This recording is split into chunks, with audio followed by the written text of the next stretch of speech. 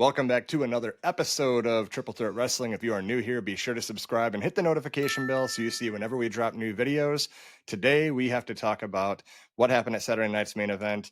I don't get it. I don't know what we're doing here, WWE. You gotta break it down for me. Put in the comments what you thought of the PLE, but we're about to go through it match by match. And at the end of it, I'm gonna ask you again to put it in the comments, see if you agreed with my thoughts or if I was just out of left field here and have no idea what I'm talking about. So I take all criticism. Anyway, let's get into it. The first match was the triple threat between Dominik Mysterio, Penta, and Rusev for the Intercontinental Championship.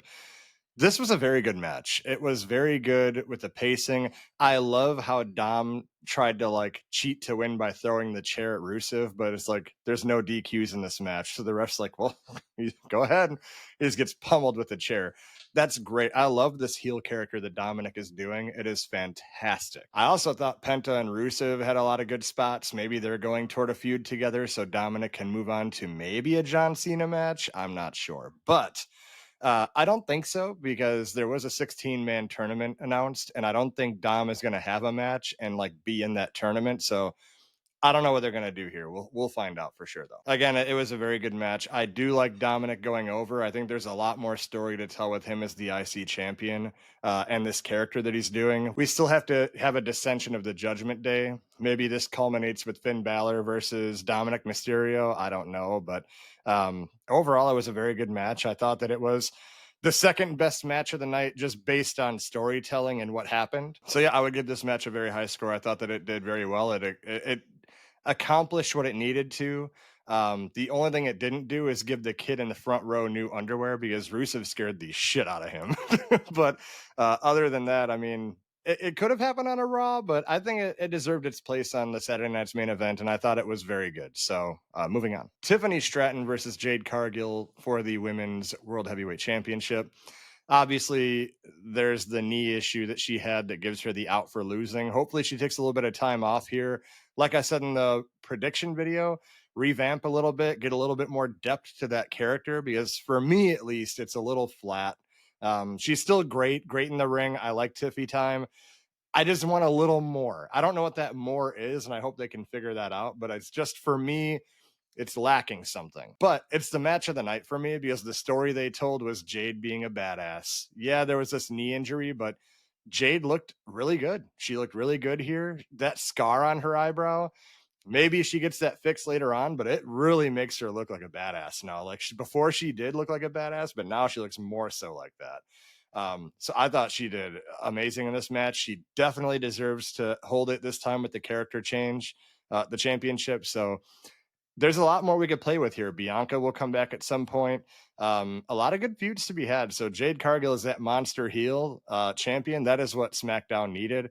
Nia Jax was kind of like that, but not to the extent of Jade Cargill. So for me, storytelling wise in the ring and what they told and how it happened, what it needed to be, this is the match of the night for me. Oh, and let's talk about Cody Rhodes versus Drew McIntyre with the stupid stipulation of let's take the championship advantages away when you're the champion. I mean, that's always been the case. So why is it a story now like, oh, this whole contract is rigged in his favor? Every championship you've ever had, Drew, has those advantages. So, I mean, whatever. I know what they were trying to accomplish to get to this match, but it fumbled for me because Cody won again, and he cheated because he DDT Drew on the title. And I know what people are going to say. Well, Drew is going to hit him first with the title and blah, blah, blah. Drew's a heel, though. He's supposed to want to do that. Cody is supposed to, I think the story here is keep your calm. So if you can't keep your calm, you DDT him on the title, you throw it out, and you win that way. And the biggest thing I have with this, the biggest issue, Triple H tweets after this. He says Cody Rhodes showing why he's the true quarterback won and praising him that, oh, he won again. He won by going against the stipulation of the match. If he did that, he would have lost the title to Drew McIntyre. He just did it with the ref down. So if you're the true quarterback one, you don't need a DDT Drew McIntyre on a title. You need to win the way you should win. You beat Roman Reigns with 3 crossroads, but you can't do the same thing to Drew. Drew isn't on Roman's level, right? That's at least what WWE wants to tell you. And by the way, Drew is the MVP of 2025. Everything they told him to do, he's done it. Okay, we need you to go out and face Jelly Roll. Okay, I'll do that. Oh, we need you to lose against Damian Priest in that feud, by the way. All right, I'll do that. Well, you're going to get a match against Cody. Oh, really? That's great. I'm going to win. Oh, no, no, no, no. You're not going to win. Like, this is stupid. And then what? This prolongs the feud. A third Drew McIntyre and Cody Rhodes match in this stretch. I just don't get it. Just give Drew the title. Cody can recuperate from it. He can rebound. Just give Drew the title. Do something unexpected, WWE. In the main event scene, you've been doing, I made a video, you're doing great strides with Ilya coming back. Oh, he won the US title. That's a crazy change. And these different changes, do it in the main event scene. I would have never saw Drew winning coming. I wanted it, but I wouldn't have seen it coming. And I would have praised you guys on this reaction video. It didn't happen. Cody won. This was a big fail for me. I didn't like it at all. And then your main event, CM Punk versus Jey Uso for the World Heavyweight Championship. Jey Uso didn't care in this match. He phoned it in.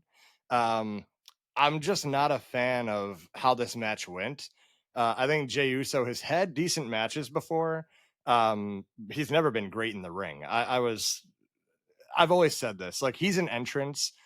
I'm glad he had a chance to hold a world title based on his longevity, and he put in work is that, just I'm more than an entrance, right? I never liked him choking out Gunther to win the title. I didn't like a lot of the reign. I mean, I know a lot of that's WWE's fault, but this is a match where you need to bring it and show why you're main event Jey Uso. I didn't get that from him. I just felt like going through the motions, and then not only did he phone it in, but afterward he tweeted with a middle finger and said, "Y'all win." Pretty much saying, you guys have been hating on me on Twitter, Instagram, all this stuff online. Y'all win. You want to hate on me? Y'all win. And it's like, so did you phone it in because they win? You weren't going to win the title? I didn't like CM Punk winning either, because now it hurts Jey Uso's whole storyline with the Roman thing. Like I said, this whole thing was booked in a way that it just don't make sense for anybody.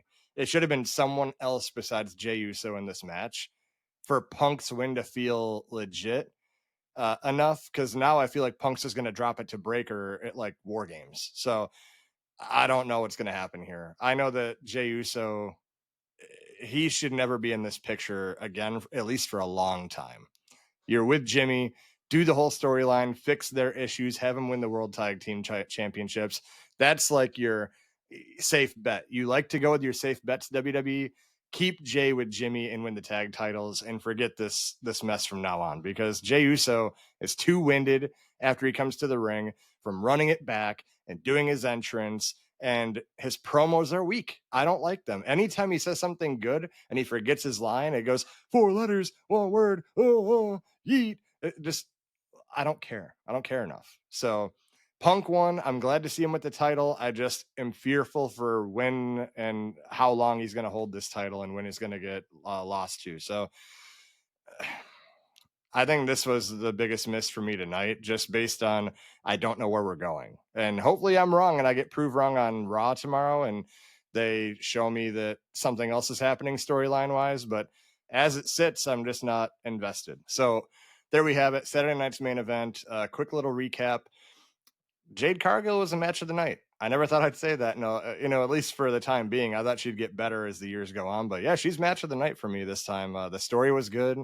Everything was good. Dominik had a good match with Penta and Rusev. But again, the 2 biggest matches, the 2 title matches, just were a miss for me. So drop it in the comments if I'm wrong. If I'm an idiot, put whatever down there. I love talking to you guys. So if you're new here, be sure to subscribe, hit the notification bell. We drop videos all the time for your viewing pleasure, and we'll see you on the next one.